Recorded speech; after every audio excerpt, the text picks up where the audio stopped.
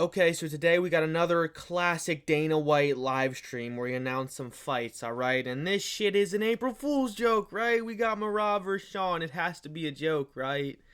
Oh, it's not a fucking joke. We got the rematch, boys. Okay, Newark, New Jersey, in June.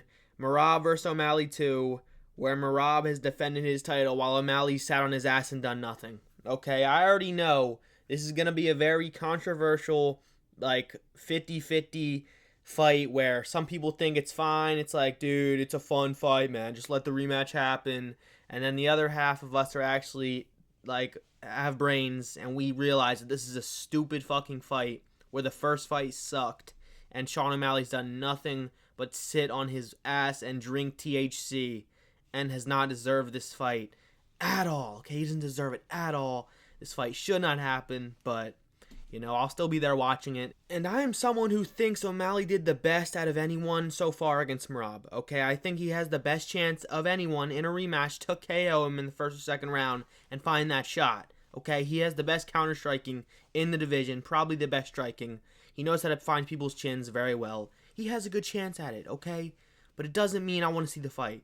Just because someone has a puncher's chance does not mean a fight. I'm so sick of that, okay? This guy might knock him out, man. That's why the fight's fun. He might knock him out of nowhere. That's a terrible selling point, all right? Next, we have a big announcement. Main events have been changed. Jamal versus Khalil Roundtree, I believe, is off, and this is the replacement for that, if I'm not mistaken. Ian, the P-head, the P-shooter Garry, taking on Prates, all right? You see the thumbnail. I had to do it, man. I'm going to bring the meme and the joke into the video as well. He's a fucking P-head. You know he's a P-head. Everyone says that. He's a P-shooter, man. All right? Prates is going to knock him out.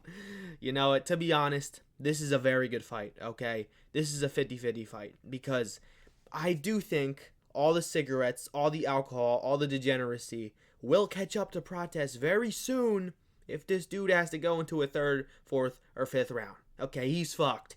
If it's a battle of attrition and an actual competitive decision, he's fucked. He's going to lose on output. And have we ever seen Prates go into a third round so far? I don't even really know. But if we have, then I'm going to have to go rewatch those fights. But a fourth and fifth round for Prates, who smokes like 10 to 15 to 20 cigarettes a day, he's fucked. He's literally fucked, okay? But I think out of anyone so far, this dude is the most dangerous striker Ian's had to face, okay? Ian has a very interesting chin, okay? I think the vegan diet, the demon wife behind him spewing nonsense into his ear, making him delusional, I think he's going to lose this fight, man. I think the grappling threat is there. The submission threat is all on the inside. The grappling is on the inside. But let's not act like Ian is this crazy, dominant, dangerous, strong wrestler, okay? He's a decent grappler. He can threaten submissions. I mean, he fails to get them every single time, but I don't know. I don't know who I'm picking for sure in this fight. I'm leaning Prates just at, like, first value, first seeing the fight announcement. I'm leaning Prates, but I'm going to have to rewatch Shavkat Scott versus Ian to see the takedowns, how they actually happened.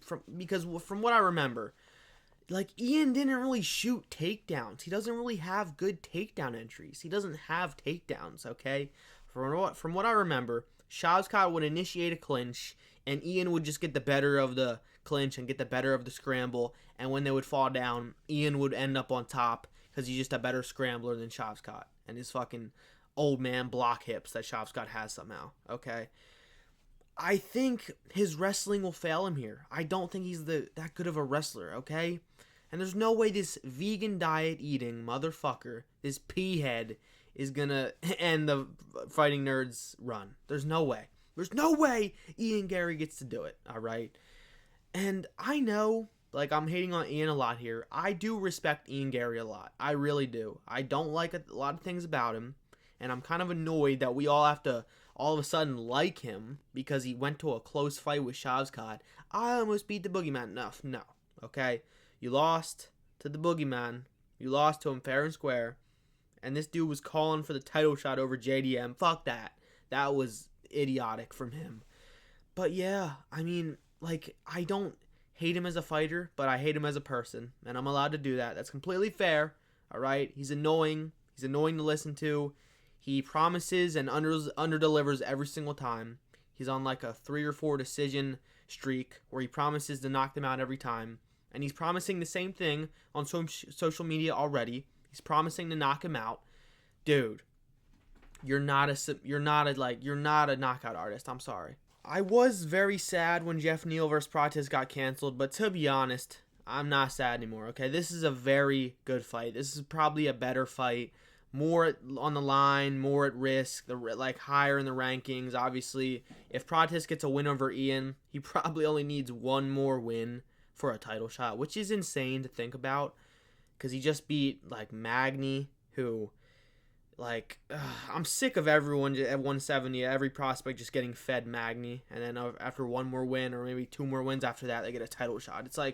It's the same fucking thing every single time, but whatever. This is a good fight, very competitive. I don't know who I'm going to pick. I'm probably going to pick Prates because I refuse to accept, I'm probably coping, but I refuse to accept that Ian's going to end this run, because the fighting nerds are, obviously other than Bruno Brazil, they're undefeated right now. They're on this generational run, this hype train.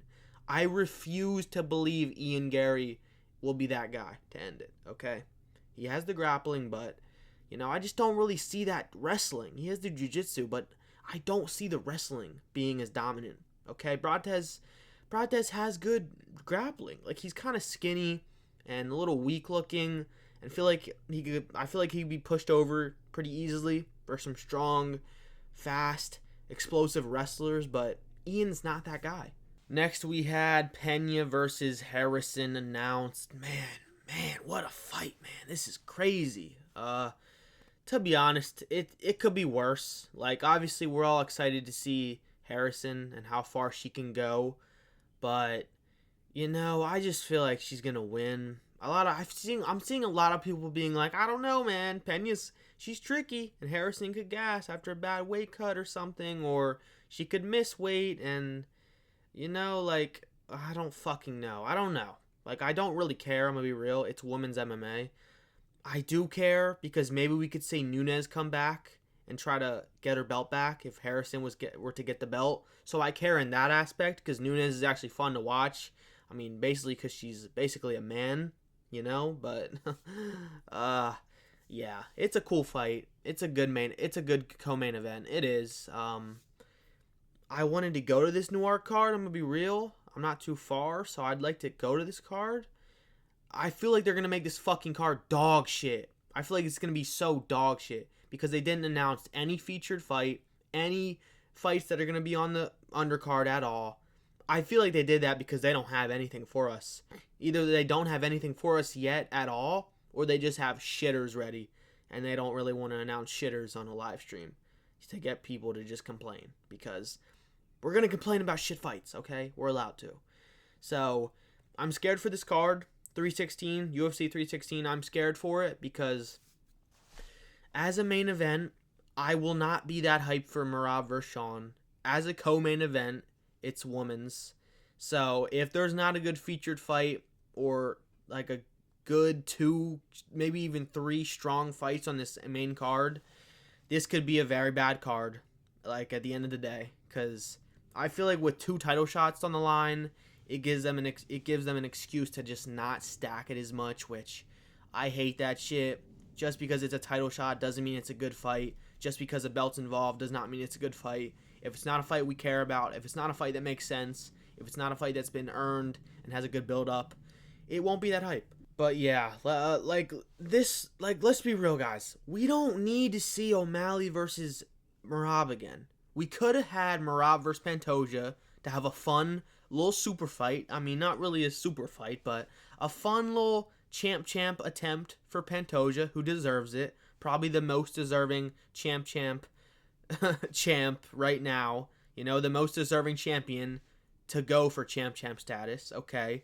So they could have did that in the meantime while O'Malley got his ass together and got a win, came back, fought a well-rounded person like, I don't know, Sanhagen, the fight we wanted to see, or the Peter Yan rematch, who deserves a big fight.